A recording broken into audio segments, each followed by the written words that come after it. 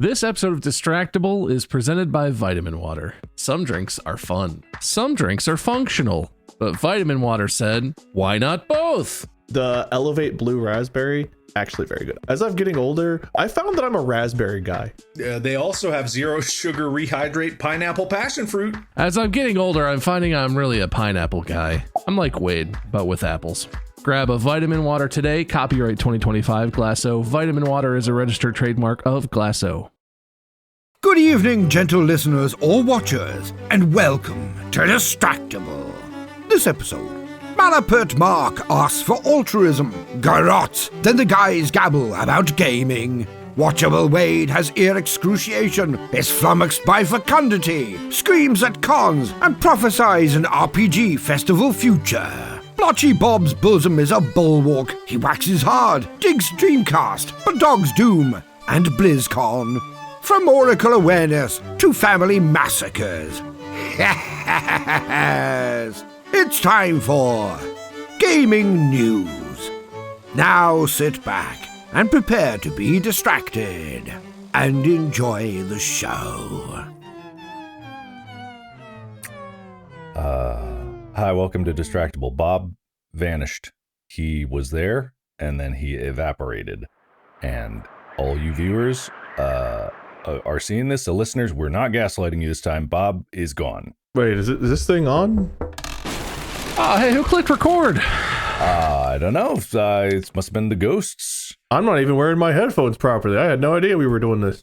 You look so different. I didn't even realize it was you with your headphones half off. Yeah, the headphones thing just made me realize like how ubiquitous this look is for streamers and stuff, and anyone that does content on the internet. Like, we don't have ears. When I would do this, when I did this, everyone's like, "Oh my god, it doesn't look right. What the fuck is going on?" We should do an episode where we all just wear earbuds, and so we don't have. I look fucking weird on camera without the head. I mean, I can do it. My head is like pointy. No, see, this is weird. This is not normal. This is not. If I change these headphones, my videos would fundamentally be different because I've had these for so long. These have been the headphones that I've used forever. Why isn't Sennheiser giving me money for that? Man, I really should hold that against them. Missed opportunity. Hey, Audio Technica, I see an opportunity. And we're always fishing for more opportunities for money. But that's why this is Distractible, the money-focused podcast. You want to get rich? Listen to us. You want to get poor? Listen to us. We will guide you on the ups and downs, farther up and farther down than you've ever been in your life. That's why they call us the Jim Cramer of comedy stock podcasts. What are those? For the listeners, Wade just gestured behind him. Yeah, the numbers, the stock numbers. Give us some stock numbers, Wade. Hit them hard. Oh, the Nasdaq is up 22. The Kraft is looking steady. Would you say Kraft is mac and cheese right now? Making cheese? Oh, I get it. That was exactly for Wade. Come on now. Oh, come on. I would never tell a joke like that. I'll give you a half a point for the attempt. We aren't dowing out yet. All right, so this is the podcast that you wanted. It is Distractible, where we rotate out hosts depending on who won the last episode. I won the last one, which means that I'm the host, so I make up this episode, and I assign points to these two gentlemen, Bob and Wade, who are going to earn points through their wit and through their strength and their ability to pick stocks, apparently. Whoever loses the most money in the next hour wins. A point for every $10,000 in debt you are. Spicy. If you're already in debt, I'll count those points. Wade. This is getting oddly personal. Those repairs have been adding up, haven't they? This isn't a fair episode. I don't stand a chance. You rich bastards. I could never have the kind of debt that Wade has. So before we get started with the main episode, which I'm gonna warn you, you already know from the title, but I guess there's no real surprise here. So I guess sometimes I'm like, I shouldn't say what it is, but I guess it's for your benefit than anything. Anyway, let's get with the small talk. It's been not too long since we last spoke, but the world keeps spinning. I just want to say I got away with something, and I want to brag about it. I got away scot-free. I got zero consequences. It's been really hot. It's really hot in summertime. It's been like high 90s, which for Ohio is pretty hot because it's also like really humid and gross. But we went to the pool, which is fun. But I am like, my face is probably the tannest part of me. The rest of me is more like this color, which is just blindingly pale white. We went to the pool and I don't know why, but I put sunscreen on everywhere except my least tan parts. I like didn't sunscreen my torso. And we got to the pool and I was like, should I put sunscreen on now that we're here? Or should I just take my shirt off and jump in the pool? Which I obviously did the second one. And I didn't even get more tan than I was. Like, I didn't get anything. I didn't get sunburn. We were in the pool for a solid hour and a half outside without a shirt. I don't know what happened because I get sunburned sitting in a car sometimes. Was there sunlight? It was bright. It was the middle of the afternoon. It was like 94 degrees outside, super sunny. Nothing. Couldn't tell you what happened. I got a little like when you feel that like almost sunburn where you kind of feel, I got that on my cheeks and I was like, oh man, I'm going to wake up in the middle of the night screaming in agony from this one. And then I woke up the next day and was as pale as ever. I don't know what happened. I'm just going to go out and say it. I think I've developed an immunity to the sun. I was literally writing that. Yeah, only on my torso. I don't know what happened. Immune to sun, which is really impressive. Science, please dissect that man and analyze him. I submit. Okay, let's say, for example, like you naturally had an immunity to almost every type of cancer, right? Like your body somehow naturally fights it off. I accept. Go on. Would you sacrifice yourself in the name of science so that they could dissect you and figure out how? I mean, they could probably draw your blood, but let's say that wasn't a possibility. They tried that. Assuming there was no way to do it other than to kill me and completely eviscerate me for whatever reason. Since it's not a real scenario, I'm going to say, of course I would, Mark. What kind of monster wouldn't make such a meaningless sacrifice in the face of saving millions and millions of humans? Of course I would. Wouldn't even think about it. The sacrifice point. You get that. All right. As soon as I'm dead of natural causes, they can have me.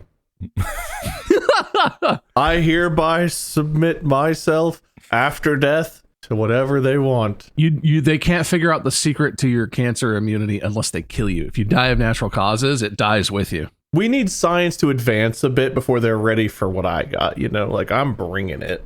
All right. Let's say instead of cancer, you, Wade, have this natural ability where you just don't age, right? Oh. Clearly you don't have that, but hypothetically. Hey, you watch yourself over there. Oh, okay. Hey, I can't hear you. What? Wade is suffering from an ear infection, apparently. Look, see it? Yeah, I have ears too. Yeah. It's right there. It's in there. All right, a point for every ear. You can't age, so you generally wouldn't die of what you would probably call natural cause. Your heart won't give out.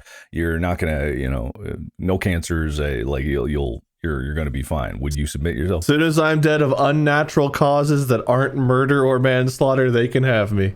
What? Is a ghost gonna kill you? What is something better, and it better not be intentional to get my body. All right, so you could say you won't because it sounds like a no. What? No, the answer is yes. Asterisk. Terms and conditions apply, Mark. All right, I'll give you a point. I'm gonna put asterisk and say terms and conditions apply. I'll take it. Wade, what's going on with you? So listen, a week ago I had to go to the doc and I was like, hey doc, my throat's a mess, sinuses are bad, and I don't feel good. What's up? The doc's like, your left ear, not looking so good, but you know what'll fix you up? Some good old amoxicillin. You want the pretty drinky or you want the nasty pill? And I was like, ooh, pretty drinky. They're like, all right, you get the pill. Okay. So took some Mox, got all better, got the clean bill of health, went to Florida, did some swimming, had a great time. Flew back home 4 or 5 days ago. Was fine. Went to my mom's house, jumped in my mom's pool, got out. Agony! Went back to the doc. ooh, you got a little wah-wah. Better get you some drops. So now I've got like swimmer's ear. What doctor are you going to? He still sees his pediatrician. Been seeing the same 70-year-old pediatrician since he was 6 months old. Yeah, I have Molly put me in a really big carrier, and I've got the bald head, so we just put a little blanket over. You get pushed in on a stroller and your legs are just splayed out like, Ducky, my ear hurt. Oh. Yeah, I don't know. I got a swimmer's ear, and I've always thought that, like, I don't know. I think I had it as a kid, and I didn't remember it, but I was like, I have a little water in the ear. Wow, big whoop. What's that going to do? It's not that bad. This is some of the most painful shit I've ever dealt with. It's fucking terrible. Like, when you're trying to sleep, I don't know what it is about laying down, but it's the most agonizing fucking thing in the world of when you wake up after like 2 hours of sleep and your just whole head is clogged and on fire. And I was looking through forums last night to make myself feel better. I was like, oh, maybe someone else has gone through this pain. Every forum was like, I've given birth 36 times, but nothing compares to swimmer's ear. And I was like, that feels like an exaggeration, but also like, ow, it hurts. How many times did they give birth? Oh, 36. I don't feel like that's the same number that you just said, but all right. Check the VOD. Haven't you seen that reality show, Mark? Stevie and Jamie Nicks plus 36? Yep. Oh, man. I gotta check that one. 30 y say so, mom. Oh, man. I don't even know what the record is for most kids, but I feel like that would break it for sure. But I am sorry about your ear. I got fleeced in ear-related news. What? Sorry, go ahead. I found the record for most kids. All right, well, let's get that out of the way. Let's see what that is before we all. This says 69 is the record, but there's no way that's true. What? Valentina Vasilyeva, the first wife of Russian peasant Fyodor Vasilyev. It had to be multiple, like, twins and stuff, right? 16 pairs of twins, 7 sets of triplets, and 4 sets of quadruplets. 4 quadruplets? There's no way this has to be a lie or a book or something. It's Guinness, so they kind of verify, don't they? 1765 was the last birth. 69. Nice. 1707. I mean, okay, this is hard to verify because it's so far in the past, but wow. That's a lot of kids. Number 3 on the list is 55, and that was 1981 was the last one. That's incredible. If that's true, that's incredible. 36 would be 9th on this list. 9th? All right, okay. Maybe it's not as crazy as I thought. Unimpressive, huh? Yeah, now top that with whatever you were going to say. Oh, your host, a generous host. All right, okay. I'm not going to give you 0.5. Okay. Yeah. So I don't know if you guys have seen, there's a lot of people that were pushing this like ear camera thing to clean your ears. And so all my life, and this is a confession, and I'm not saying people should do this, is I take Q-tips and I clean my ears after a shower to get the water out. And I generally just like, it's something I do. It's a habit. And I know that has been said to be very bad. And I'm not disagreeing with that. I'm not disagreeing with that at all. I have a certain technique that I do about it. Like I spin and twist as I'm rotating around the sides. I'm not just slamming it in there. I spin and twist. I was like, oh God, I bet I have earwax in my ear because of my history of doing that for all my life. I stick that camera in my ear. And I've seen the videos of the people doing it with their ears. I don't know what they're putting in their ears. My ears were pristine, absolutely clean, not even the tiniest speck of earwax. And I stuck a camera in both of my ears and I looked and it was utterly clean. Now, I'm not saying everyone should start Q-tipping because I have what, 30 years of experience doing it in precisely the right way that I don't slam into my eardrums because I'm not doing that. And apparently I've created a technique that can really work to my advantage in doing that. But I'm also very curious of how other people's ears get so incredibly clogged. Genetically, I produce a lot of wax. I think we're actually ear twins, Mark. Yeah? I have the exact same. I have Q-tipped since I was a kid. Yeah. I have never had issues. My ears are pristinely clean. I do produce a fair amount of earwax. Like every day I Q-tip, I get some out. It's not like there's like days where it's like there's nothing. I make a lot of earwax. My theory is if you do it regularly and you do it safely, like you can absolutely damage your ear and cause problems with a Q-tip. But if you do it safely and carefully, I feel like it's the best way to do it. My ear canals are pristinely clean, and I'm exactly right there with you. I swear to God, other people produce earwax that's like calcified. I don't know. Yeah, like it's chunky, which is not a thing I would ever describe. My earwax is always like soft and easily removed. Mine is cement mortar that exists and hardens and calcifies and mummifies and petrifies and stupefies. We have the good ears, Mark. Yeah, we got the good ears. And we're not saying everyone should start doing it because I feel like if someone hasn't done it and they have like a bunch of earwax, if they push it in, they will compact what's there. Like it needs to be, you need to get a professional cleaning or something like that and then maintain it. It's like flossing. If you haven't flossed in a while, and you floss once, blood everywhere. You've just destroyed your entire tooth structure. But my teeth hurt just from saying that. No, I hate that. Thank you. Yeah. Anyway, I'm sorry, everyone. I'll deduct a point for myself. That was terrible. I apologize. And we're not saying do the ear thing, but yeah. Yeah, I mean, probably if you haven't ever done it, you definitely shouldn't. But like, I'm with you, Mark. Everyone is always like, don't use Q-tips. It's so dangerous. And I'm like, if I don't use Q-tips for like a few days, it gets really gross. Yeah. I want to keep it clean in there. They've got multiple ways of, like, if you just go to your general physician, though, they'll clean your ears. And there's like 3 different ways they'll do it. They have the scraper, they have like the really loud suction machine, and then my favorite is the weird water bowl where they like pour water in your ear. Oh, right, yeah. And then like you pour it back out and you make ear cereal. I'm so glad I've cleaned my ears regularly throughout my life so I don't have to experience ear cereal. I clean mine too, but let me tell you, I produce a shit ton of wax. I don't have to go anywhere to get clean ears. I just do that at home. Oh God, the day after I get my ears cleaned, it's like... Does it affect your hearing? This is the thing I don't understand. It's like in those videos online where people's ears are like completely stopped up with wax. Isn't that just like wearing an earplug? It can be, yeah. If my earwax was so thick and that it was affecting my hearing, I would be like, well, I should probably do something. Not, oh, well, I have a lot of earwax. I don't know. Well, I mean, you would probably notice because it's like, you know, frog in pot of boiling water. They don't notice the change because it's taking place over such a long period of time, probably.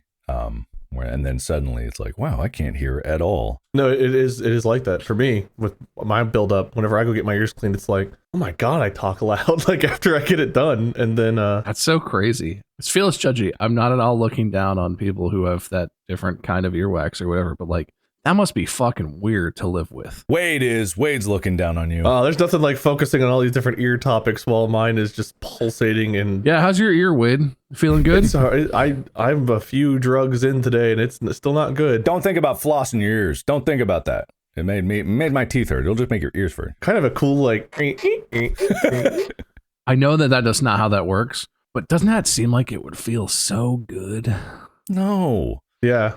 Because I know there's a brain in between. You just fish it in there and then you get out the other side and you're just like, yeah. No, it'd be like, you know, the thing that assassins, like the wire that people put around their necks, it'd be like that through your head and it would get coiled up and it'd cut your brain off from your brainstem. I don't want to do that. Well, wouldn't I feel better if I just cut my brainstem off? Then I wouldn't have to be conscious of anything anymore. Wouldn't that be good? If it gets stuck in your ear teeth and like breaks off, that would suck. Your ear teeth? What do you have in your ears? Your ear teeth? Yeah, that's how you chew up sound, man. Mark, you wouldn't know because you don't have to crunch up your ear bricks. But how do you think ear brick people crunch up their ear bricks? It's with their ear teeth, Mark. And then you use your ear tongue to move them around and spit them out. Oh God, I don't like how many points I've written that have ear in them. Like when you take a sip and an ice cube accidentally gets in there and you're all... Bleh. No. I'll give a point to anyone that has a small talk that's not ear related. Well, my other ear's doing great. All right, let's move on. This episode is brought to you by Uber. You know that feeling when someone shows up for you just when you need it most? That's what Uber is all about. Like when Wade's house was flooding and falling to pieces all around him, and you showed up just when he needed you to, so you could film it and exploit it for views on the internet. No. Whatever it is, big or small, Uber is on the way. So you can be on yours. Uber, on our way to your house. Wade. So today's topic is something that we used to cover a lot, and I feel like we don't do it enough. We're talking about gaming news because, ladies and gentlemen, we're on the cusp of a new generation, shockingly. The Switch 2 is out. PlayStation 6 rumors are swirling. The Xbox, whatever the hell they're doing, is rumoring. Like, we don't even know what's going on over there. So I'd have PC and S tier. We were talking tier list, right? Okay, back to you. No, go ahead. Give me your tier. Let's do. What do you got? PC's up there. PlayStation's up there. Up where? You? Oh, S. Okay. Or Z. Xbox is like, the good Xbox, that one generation that people liked. That can be like single S. Switch, it's like a C. Steam Deck, maybe a B. Switch 2, I don't have one, so I don't know where to rank it yet, but I'm just gonna say B. I had the Steam Deck, and it was nice, but it was way too big. I was so used to being able to hold the Switch that when it came down to trying to like play anything, I tried to play Elden Ring on it, and it worked. Acceptable frame rates, not bad graphics, but just trying to do the controls, it was too big and unwieldy to do. I would have rather had like a laptop and a controller tied to it and just play that way as opposed to trying to do on a Steam Deck. But that being said, I recognize what it's trying to do, and I do appreciate it. It kind of started something cool there. Even the Switch I got tired of holding. Really? Yeah, that weak? Switch is too small for me. Somehow I'm with you that the Steam Deck was too big, but then the Switch is like the ergonomics of it make it also awkward for being small. I don't know. I would like a handheld to be designed exactly to fit my natural body angles. How did you live in the Game Boy Color era? Yeah, did you have a Game Boy, like any kind of Game Boy that you played on? I didn't have a Game Boy until a Game Boy Advance, and I had the limited release. Well, it's not that special, but I had the fuchsia pink see-through plastic Game Boy Advance, which was sick. See-through purple Game Boy Color is where it was at. I also hated the ergonomics of that, but I was also in middle school, so I probably thought less about it than I do now that I'm old and my joints crunch and I stink. I'm sorry.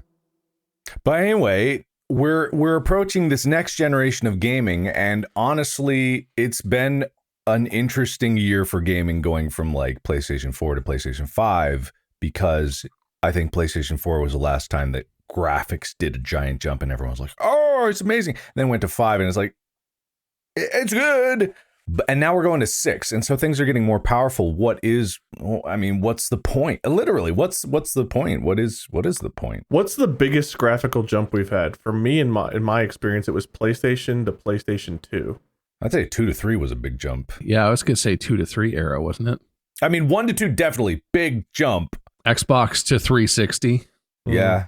Yeah, that was quite a jump, because then you went from like Halo 1 to Gears of War when those cinematics were coming out and like the previews for that, and then you saw the game and it was like, well, whoa. I will say I also went from having like an N64 to the Dreamcast, because we did have a Dreamcast in my house. That was an interesting switch, because the Dreamcast was pretty like idiosyncratic in how it looked, and I don't know if it was the way the system worked or the whatever, but I thought the Dreamcast was mind-blowing when I got that jump back in the day, but that was also a weird switch. Yeah, that was an odd one. Kind of like slanted, not quite up, not quite to the side, just off that way. Yeah, so. But this Dreamcast was great. I don't know why it failed. I never know why these things fail. I thought that was the coolest. The little this memory card / Tamagotchis that you put in the controllers. Those were cool. It was so cool. How could it fail? How could it fail? So anyway, general gaming news. What is going on in the world out there? Well, Warner Brothers is continuing to explode in different ways. It sounds like they're restructuring the way that they do video games. They're going to be focusing, on Game of Thrones, Harry Potter, DC, and Mortal Kombat, as they like split up how they are handling gaming in general. So it sounds like their main company is going to focus on those like few IPs. And I don't know what the other split's going to be, but great, good IPs to focus on. It's a choice. I feel like you're just limiting yourself so much by focusing on specific things like that. How much did they spend on that Suicide Squad game? Wasn't it a lot? It was a lot. Was it good? Not that I heard. And not a lot of people played it. It's this problem where when I read those IP lists, I can hear the boardroom of old businessmen trying so hard to make a movie instead of a game. And they're trying so hard to apply everything that they think they know about entertainment to this other sphere. And then you have that, which, you know, in any other context, it'd be a fine game. But when people were doing graphical comparisons to previous generations, it was a downgrade.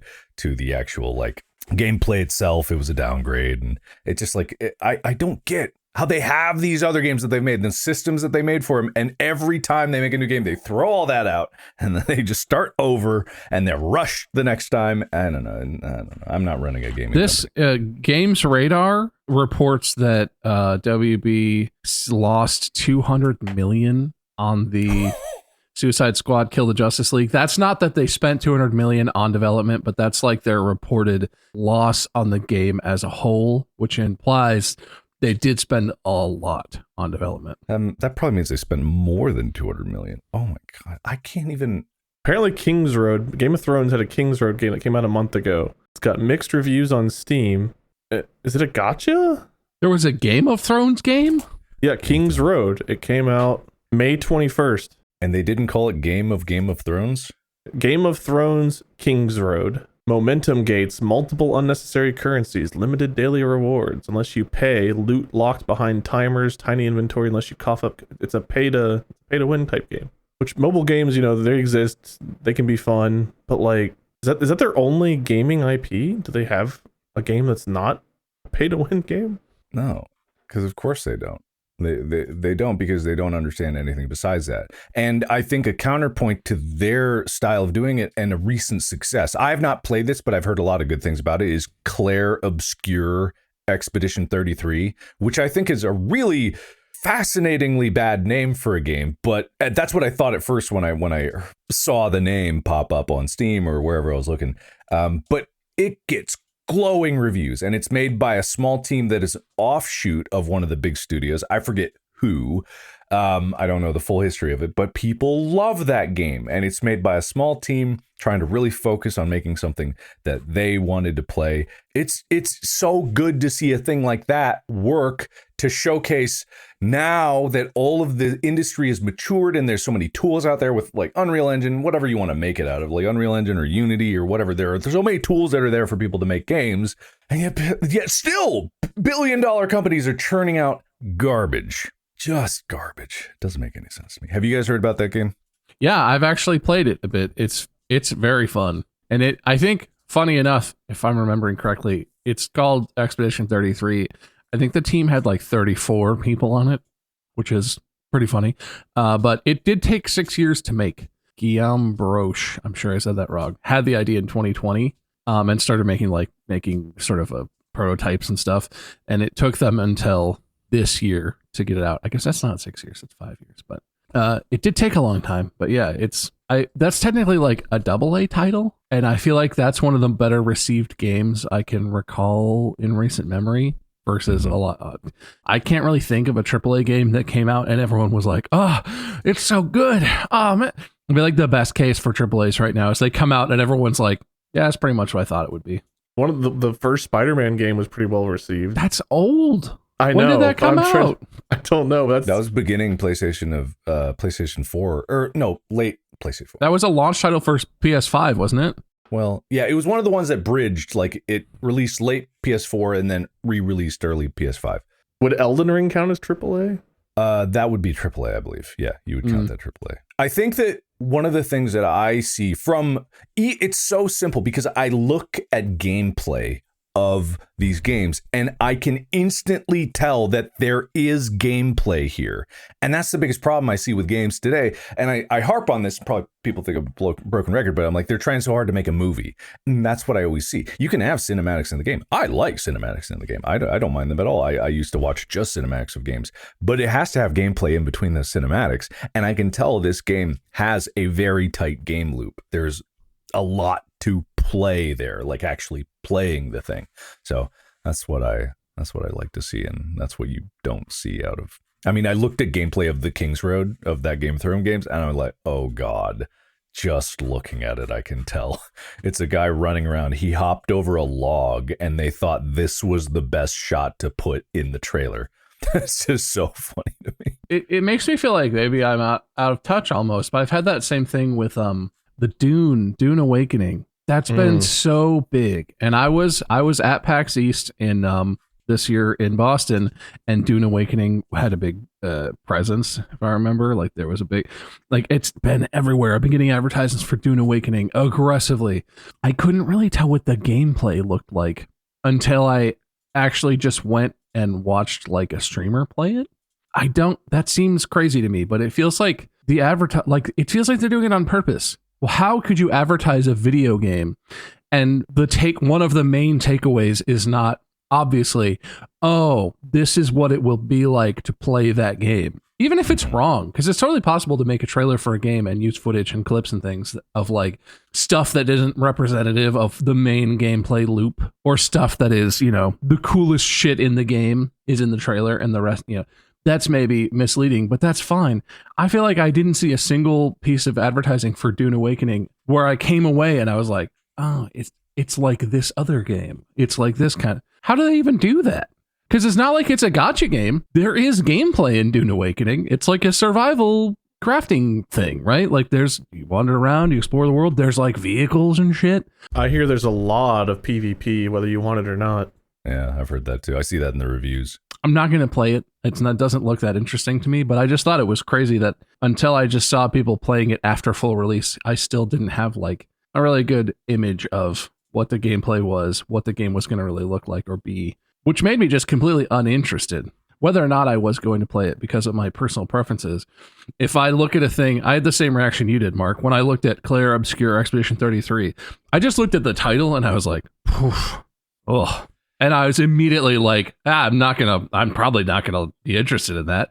But I am. It's a good game. Like it's cool. But there's a lot of these things that marketing people and like the game developers are just making decisions that immediately are like confusing, confounding to me. Very much so. And I think another example of that is, I don't know if you guys have heard of Mind's Eye. I have, yeah. I don't think so. I know that because of the Co-Carnage thing that happened, but the Co-Carnage thing, is that where he was on stream and he was about to go into a sponsored, I think it was Mind's Eye. He was about to go into a sponsored segment, and he was literally like, "All right, guys, we're gonna play a new game. Like, I'm gonna turn this game is called Mind's Eye." Or what he was like doing the preamble to, now we're gonna play this sponsored segment, and literally he was like, while he was doing that on stream, he was like, "Oh, wait a minute, okay." While I was doing that introduction, I got an email and they have officially paused the sponsored segment I was about to do. So, but I was like out live on stream as he was already live doing anyway, it was, but I've seen a lot of people, there's other clips of streamers who are clearly like, they're doing a sponsored segment and they're like playing the game and some terrible shit happens and they're like, "Don't forget, guys, this is sponsored by Mind's Eye. So if you want to play this." It has mostly negative reviews right now, and it's a $60 game. There's just a lot of funny clips about it, but the thing about it is, I bet it's a fine game because it's trying to be kind of like GTA or Cyberpunk. It's like an open city kind of game. There's been others besides those games that have been around. I think it's really the performance issues that I saw most of the reviews about, and I'm so curious how these business decisions come down where there's an executive, right? And there's a game here that clearly is not ready. Like it's not ready, but the executive's like, we got a date to hit. We got to make it ready. Push. We can do it. They're probably thinking they're inspirational when in reality, they would make more money if they had waited and allowed the team to finish it, because I don't doubt that the team wanted to make it right and all of them were ripping their hair out like, it's not ready. Are they crazy? And yet someone's cramming a deadline down their throats to get it out. I don't know if that's the situation, but I imagine, because that is a common thing that happens in gaming. Yeah, I mean, I do think that's not exclusive to gaming. You can certainly tell that there are like other forms of media where someone who wasn't in the creative process or someone who was just in charge of it was like, we got to hit this deadline. And then they pushed it out before They push a movie out before it's done, before it's fully baked, or they push a TV series out when it's like, it would have really benefited from, another 6 months or another year or something, and it could have been really good, and instead it's this. But I feel like the thing with video games is it is not the entire representative of the entire community, but especially games like Mind's Eye, where their marketing strategy involves streamers. The community is much more like interactive around it, right? If you go and you see a movie that turns out to be shit because it was rushed out, and you'll talk to your friends, you might talk to people, like if your work people, you'll talk to them about it, but you're not like interacting with thousands of people live while you're watching the movie and being like, oh my God, guys, this is so terrible. But like when they paid streamers to play their game, and then apparently the Co-Carnage incident was only one of several where they literally, while people were streaming, tried to cut them off and were like, stop broadcasting, just to try and stop them from sharing their negative impression of the game, because like they were streaming the game sponsored segment and then it was breaking, or I don't know the details, but like when you make that your marketing strategy, everyone gets to talk about in real time how shitty your thing is. It generates all these hilarious clips of streamers who are like, oh, I don't know if I'd recommend buying this, but this is sponsored by Mind's Eye, guys. Like it's crazy to do the first part where you rush it out, and then do the second part where you're like, and make sure everyone talks about it a bunch. Mm-hmm. That's a terrible idea. As of 9 hours ago, it looks like they announced layoffs. No, God, that's not what they should do. I bet they definitely laid off the people at the top who caused this, and not at all only the people who were making the game, who had nothing to do with how it turned out and were forced to put this unfinished work out into the public. It's a formal consultation process that may result in redundancies. Oh my. Okay, so it's God. layoffs. Because they have the worst rated game of the year so far, with a 2.6 out of 10 on Metacritic and a 38 out of 100 gaming journalist score. What I think they don't realize as a team, and because again, they're in movie mindset, is you can make the game better, and gamers do appreciate that. No Man's Sky. Cyberpunk, when it released, was a goddamn mess. It's now one of the most successful games, incredibly well rated, because they kept working on it.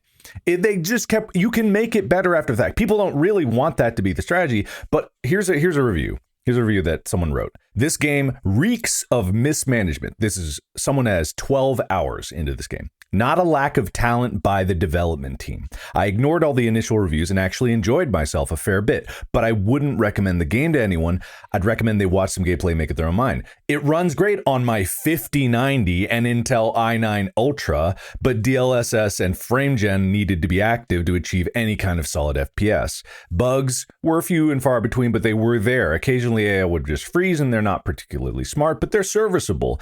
It's pretty. It has issues with draw distance. It reminds me of like a B Studio PS2 action game, linear, not a lot of variety, and the story's kind of forgettable, but it provides a dopamine kick. Like, there's a game in here. There's a game that could be fun if they just spent even a fraction of the amount that they spent developing and just like let the team work on it to fix the bugs. Let them fix it and re-release every update as free. Don't make them pay for it again, because I imagine some executives are like, I bet we could do that. Don't. How soon can we release a remastered version of this terrible flop we just shit out? Oh God, a pre-mastered version. Pre-mastered. Oh God. It's not confusing because I feel like on some level I understand the mindset of the people who end up in charge of things like this. Like, I get what they're thinking, but I just don't understand why they're the ones who end up in charge of these decisions, because there are clearly people who know how to take the time that it takes and know how to make good games. And I think that includes probably people on the team that made Mind's Eye. I'm sure a lot of them are great at what they do. Some of them are probably would have been good at leading this and getting a really good game out of the like assets that they have and the team that they have. But not like I know anything firsthand about managing games, but it is crazy. Even from our perspective, it feels like you can see like, oh, well, that was a stupid call. But on the inside, no one is, I mean, maybe no one has the authority, and that's part of the problem, but no one ever saves these things. They turn out the same. And man, the layoffs. You guys want to talk about gaming news? It's layoff season, boys.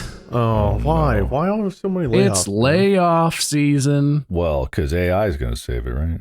I was like trying to scan stuff and remember.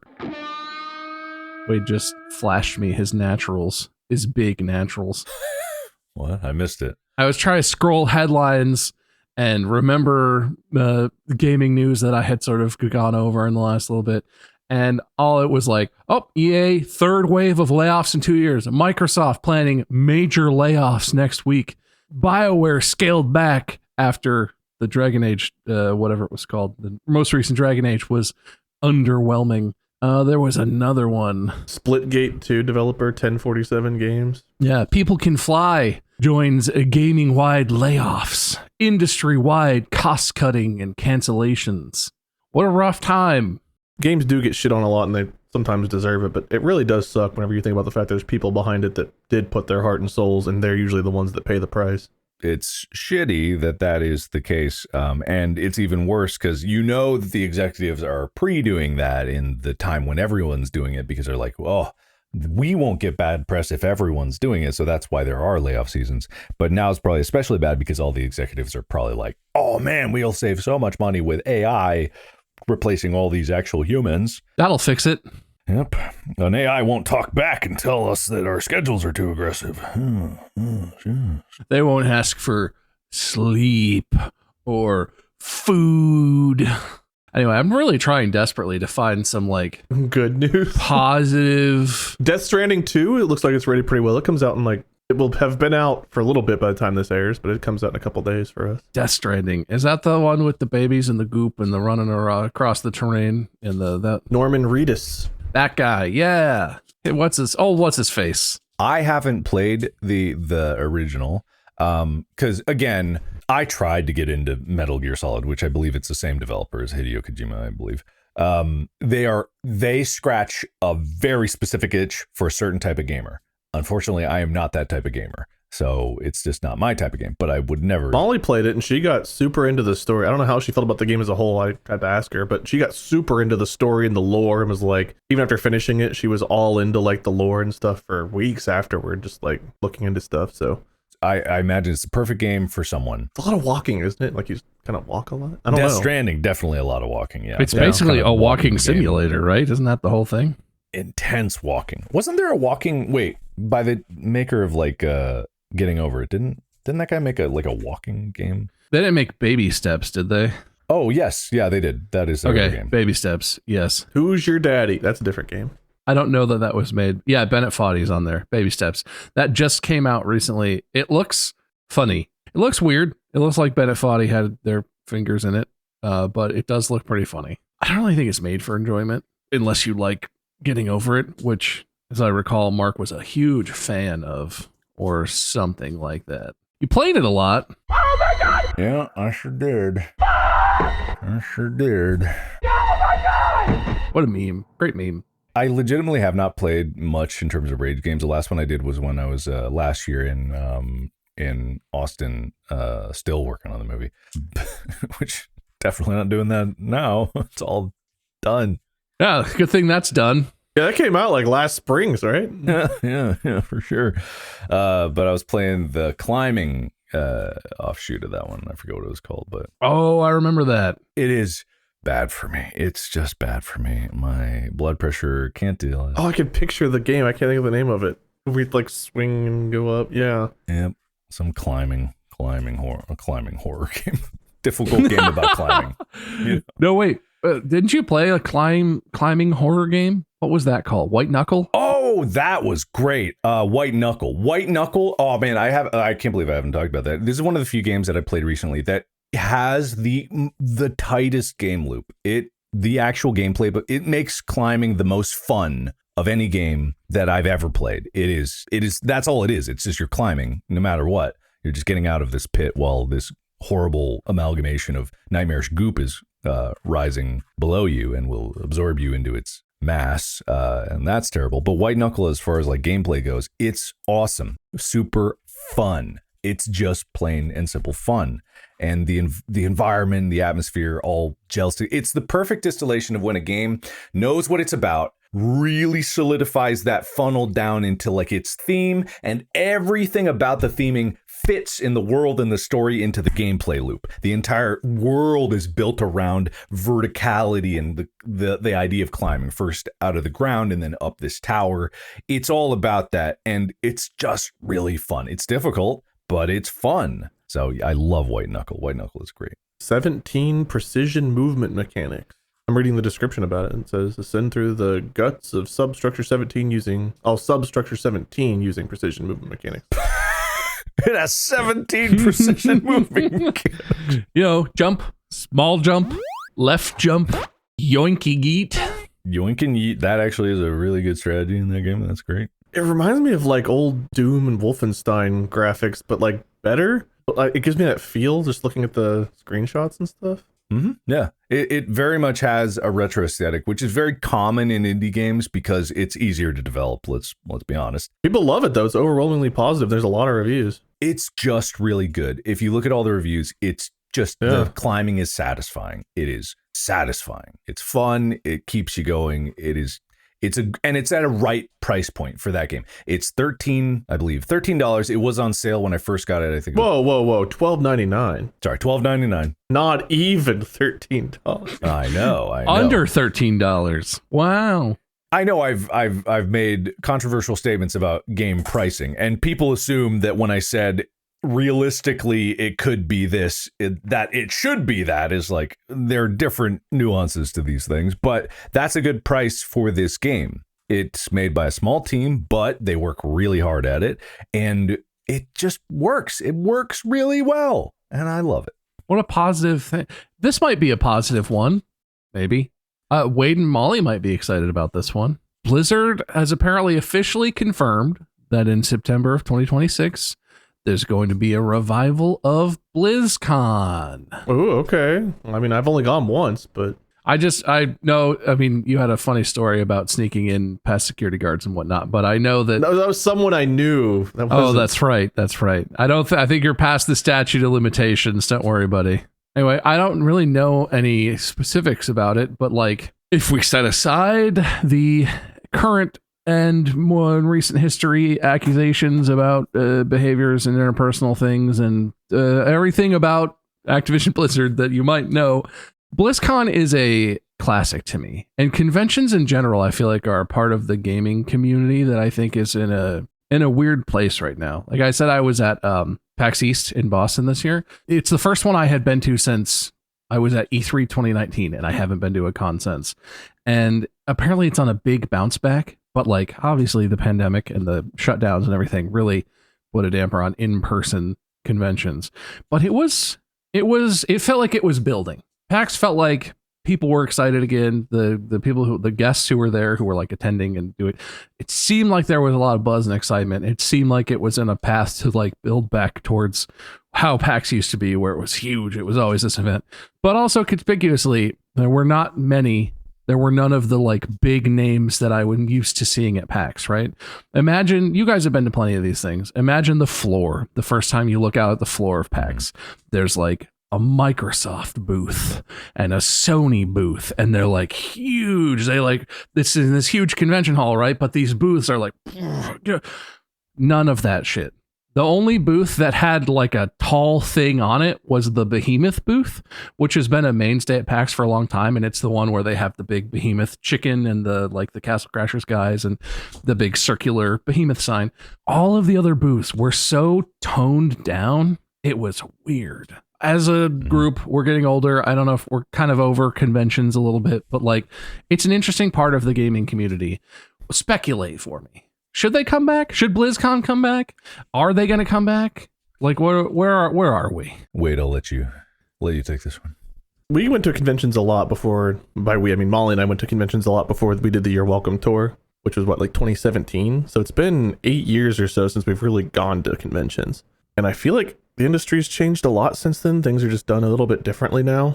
But there was something to be said about going to a convention that had like, I remember going and playing Alien Isolation, like a demo for Alien Isolation the first time, freaking out and, screaming like an idiot while everyone else was quietly just playing out the demo, and I got jump scared and let out a big scream, and it was funny. But walking around and seeing like the big cool displays of things, Ark Survival Evolved had a really cool one back in the day. I remember they gave us a little stuffed poop when we went to see Ark Survival Evolved. But there was something just awesome about that. I'm not a person who gets super into collecting things, or I don't look into technology and gaming stuff the way you guys do. Like, you guys always bring a lot of stuff to the table that I'm like, oh, I had no idea, because I just don't keep up with that kind of stuff. But as a creator, it was awesome going, I am an attention whore, and getting the fan experience I really liked. I liked meeting fans. I liked having a safe and good venue for that, where it wasn't like we were just doing a fan meetup out in the middle of the woods somewhere. It's like, okay, this is a place where they've got security. There's people that, you know. I've seen a lot of middle of the woods fan meetups. No, but it's hard. Like, even 10 years ago, it was hard to like, hey guys, I'm going to be at Kings Island. Want to meet up at Kings Island? And it was cool, but like also sometimes you just want to go to a theme park and enjoy the theme park. So it's like, it was an actual experience where it's like, okay, I'm here to look at games, but also like other people are here that are passionate about this, and meeting fans while getting, it was a fun combination of things I enjoyed. And I wouldn't mind doing something like that again, maybe like once every year or two. I wouldn't ever go back to doing 3 or 4 conventions a year like I was doing for a while. But I imagine on the other side of it, for someone who's just really passionate about gaming or meeting content creators or both or whatever have you, those conventions had to have been pretty fucking awesome. Like, they were busy, but getting to go play demos early, especially the indie sections, the indie game sections were really, really shined for me, because AAA studios, as cool as it was to see their awesome big booths, you kind of got a feel for those things because they could afford to advertise and show things off. A lot of cool indie games I don't think anyone would have known about if it weren't for the conventions and walking through there, and like some of the people who made content being like, oh wow, this looks cool, I'll play this, and then they play it, someone else sees it. That's the way a lot of indie games, I don't know, they're probably still how they take off, but how they took off way back then. But they're just a lot of cool things like that. Some of the, oh god, what was the D&D show that always played at like PAX? Not Critical Role, it was what the hell was it called? I can picture the bald dude with glasses, but I can't think of the name of it. Wade? Fuck. Anyway, they would do like a show. There were different other panels and things. We did a panel whenever we were together and whatnot. So there were a lot of cool things and things I enjoyed and things I'd like to experience again. But I don't think I could ever do it the amount that I did it back then, because it kind of got redundant. If you went to 4 conventions in a year, 90% of what you saw was at each convention. It was the same thing at each one. I mean, that's what they do. They run what's called the convention circuit so that the exhibitors can reach the most amount of people, assuming that people aren't going to travel outside of their local convention, unless it's like a mega monolith convention where, you know, 1 million people are going to be there. What's the one that's completely gone now that was big back in the day? That was hosted in California. E3? Yeah, That's E3. gone. Yeah, I only went to that one time, but that one was a little bit different because that one was E3 was cool. The one I went to, I spent a lot of time around the Mixer Hype Zone tent. The time to be alive. Wow, Mixer. Oh, I forgot about Mixer. Oh. I think people are starting to really, this is not my concept, but I think people are really starting to come around on like, it's nice to do things in person. I think there's a lot of social anxiety still, and there's a lot like, I don't really like being in loud, crowded public places, but also there's just something about being in the same place as other people, all sharing in something that you really enjoy. If it's like a concert, or if it's like a festival downtown Cincinnati, or if it's like a PAX or some like a gaming festival thing. I think people are we're coming out of the funk, the post-pandemic, post-lockdown funk still, and people are kind of like, man, I kind of fucking hate people, but also I kind of want to go hang out with people.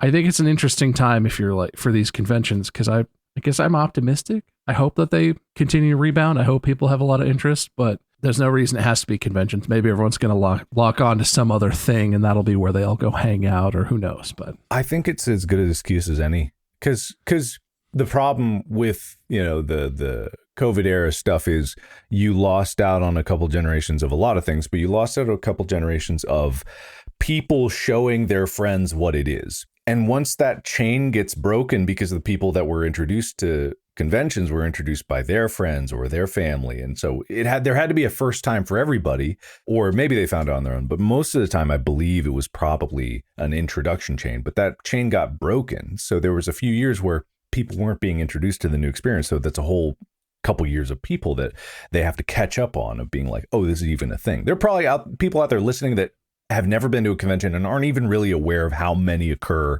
around them. In your city, there's probably a convention every week for the most random things. I think we were in Austin one time, and we were so curious of what this table of people were there. There was one guy and like 20 women, and they all had lanyards, and they were clearly there for a convention. And we were kind of like, why? What business is this where there's one guy and 20 women, right? And it seemed like he was the guy in charge because they were all trying to talk to him. And then we realized there was a wedding dress convention. And it was very peculiar. There was a wedding dress convention. And I'm like, I didn't even know that was a thing. But it's a thing. Look up conventions in your nearby area. It's not all about gaming, but there's tons of conventions. I get married once a year just to wear the new dress.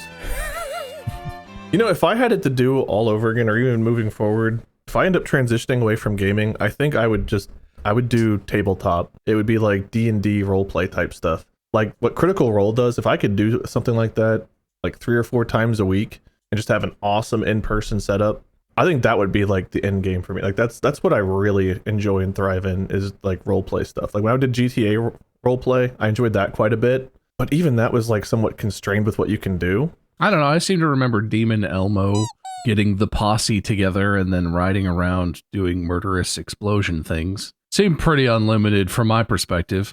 Wade roleplayed Demon Elmo on the server. I was briefly on that server, also roleplaying, and I drove you around. You were trying to join like the legal team or something. It was a whole experience. Yeah, I was trying to be a lawyer in. Well, my main dude was Norm, but Elmo was like I want to be chaotic. I forgot about playing Elmo. The good old days of GTA RP. Mark's right. Conventions, check them out. There's probably one about a thing that you care about, probably closer than you think. Role-playing conventions are a thing. There are a lot of tabletop conventions, yeah. Tabletop people love getting together and doing tabletop stuff. I'm sure people look into it. There's a lot of stores. What are the little stores called where you buy, like, they sell like the Warhammer figurines and tabletop books and all that kind of stuff? Like stores that also have like game session nights and stuff. Yeah, they also have like game session nights, or even if it's not like a D&D, it's like board game nights and stuff like that. A lot of places have those too.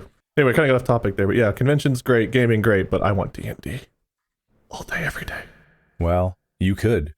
I mean, yeah, I could, but like, I don't know. A lot of people I play with are all over the fucking place. Do you want us to officially kick you off this show so you can spend more time doing that? Or no, please. That would be terrible. No, I enjoy my time here. If you say so. I don't know. Everyone I play with is like around the world. I don't have a local group I would play with. Pay for their moves. Buy them houses. They've got like families and stupid shit like that to stop them. I don't know. Pay for their families. Have their families killed? Then they would need you. Or you create a natural disaster in their area that sweeps away everything they have and their families, and then only the people that you want to play, and you have the natural disaster funnel them. Like if it's tornadoes, it's pushing them towards your place. Am I like a real life caster? I throw fireball at Massachusetts. Just donate to the Democratic National Committee, get in on their weather control apparatus, and then craft a series of weather events and natural disasters to funnel everyone that you care about to Cincinnati and kill everyone you don't care about. Boom. Instead of conjugal visits, I'll have tabletop visits. It's like, guys, let's get a 20-minute session in. Hey, whatever makes you happy, man. Whatever makes you happy. All right, we're wrapping it. That was good gaming news, everybody. Thank you for participating and giving everyone an update on what news is. The score. Yeah, points. Was there a lot of points in that? There was a decent number of points. I'll start with Wade's. Don't sound so disappointed. I'll start with Wade's. Well, he had to circle back to all the ear stuff, so he's probably really disappointed in general right now. Well, I'm not 100% sure what the first point is here, Wade. I wrote submit post-mortem.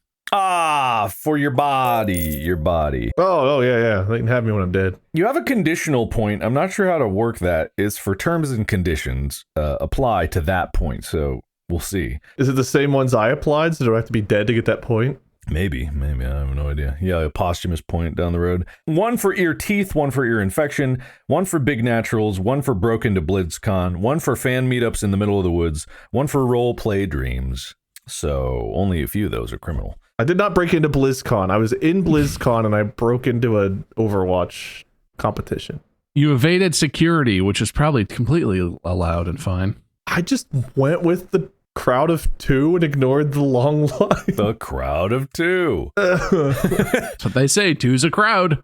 I mean, I showed my badge. They let me in. Who's really at fault here? The deceiver or the fool?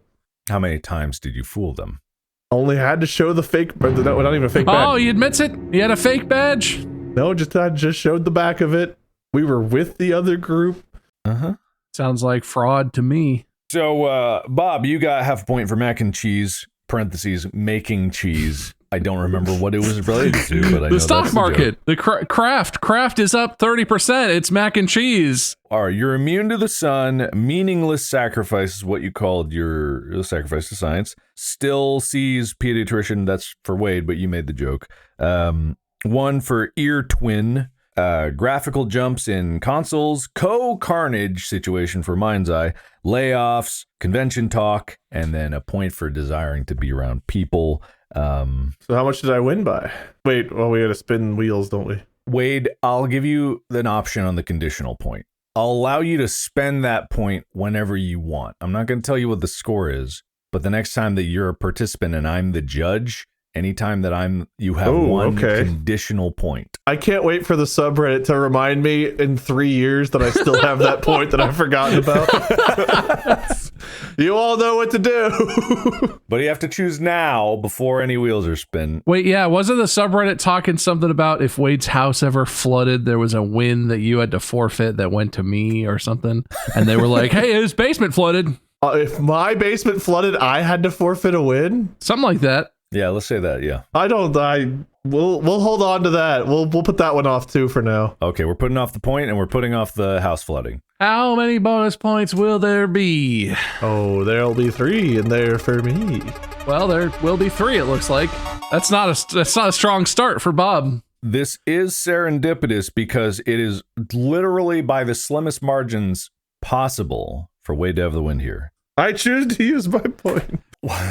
If he'd have used the point, it would have, but it's too late. Shit. It doesn't guarantee anything. All right. Let's add on most unrelated tabs open. And you have to share your screen and we count how many tabs you have that aren't related to what we were talking about. I just closed all mine, so I have 0 tabs. Yeah, wait, no tabs closing, no tabs closing. I already did. I did before we did this thing because I always maximize it so I can see the wheel. All right. Well, if it doesn't land on it this time, you'll have to. You can press Control-Shift-T to open old tabs, and you have to press that to slowly reveal your tabs. Oh, all right, come on, 3 Scottish in there accent. for me. Come on, I've been practicing. Got biggest laugh. Was it laughing at Bob's joke that we didn't laugh at originally? Well, Bob made quite a few good jokes. I really laughed at the pediatrician one. I laughed pretty hard at that one. You guys are funny, but I think that one might go to Bob. Yes. I don't remember anything, so I believe you. Man, that ear infection's gone all the way into his brain. Let's roll anyway to see what could happen. We could always get something else. Oh. Who lost the most points? Mark? Neither of you lost points. Oh, I did. You're right. I lost a point. You literally lost a point, so you would get that one. I mean, if you want to respin that one, that's fine. But you did lose the most points. Yeah. Look, it won't matter anyway. Unless this next one's a whopper of a different one. And the next one is Bob wins. Most self-sabotage. Also, Mark? I think I got that too. Yeah, I'm the only one that lost the point, so. Man, I'm going to get 3rd place. Hey, man, I got a 1 on this one. Hey, not bad. Not bad, me. Good performance here. All right, we're going to close that out. With 10.5 points, Bob takes the episode. He did bring the most topics of conversation to the fore, so I think that makes sense. Wade, it's actually good that you didn't spend your conditional point because the wheels were not in your favor anyway. Damn right. Bob, what's your winner's excuse? I didn't mean to. I didn't know what I was doing. I was just following Mark's instructions. If you're going to be mad at anyone, I think you should be mad at Mark about what happened today. That's my excuse. That's good. Wade, what's your loser's excuse? You can see by the charts I was moving up until the point where I opened my mouth and everything went downhill. But I think now's the time to buy your Wade stock. Buy. I don't think Jim Cramer rolls his sleeves up that far, but maybe. I don't have longer sleeves. Oh, you're rolling your sleeves up. I can't roll up. Weren't the Jim Cramer jokes that we were doing before we hit record for this, so that the context for that is outside of this episode? We were just talking, and that it was what we were talking about. I deserve to be at the bottom. Oh man, yeah, it has not been Wade's episode. That is really funny. I don't understand the numbers on the wall. Look at the numbers. Was that before we started recording? What a callback. Listeners, you're not missing anything. All of you out there, we talked about Jim Cramer, the guy from Mad Money, before this episode, and Wade can't remember what happened when. So he's been referencing that the entire time. Just so you know. All right. Well, thank you guys. That was it. All right, there he goes. That was an entertaining episode. Bob goes from not even being here at the beginning of the episode to taking it all, and I think that is. Hey, and Wade left. And Wade's gone. It ends as it began. Thank you, Bob, who is also known as MiceGerm on YouTube and Twitch. Wade, thank you, Lord Minion777 or Minion777 on Twitch and YouTube. I'm Markiplier. This has been Distractible. Merch coming very soon, sooner than you think. Have a good day. Podcast out.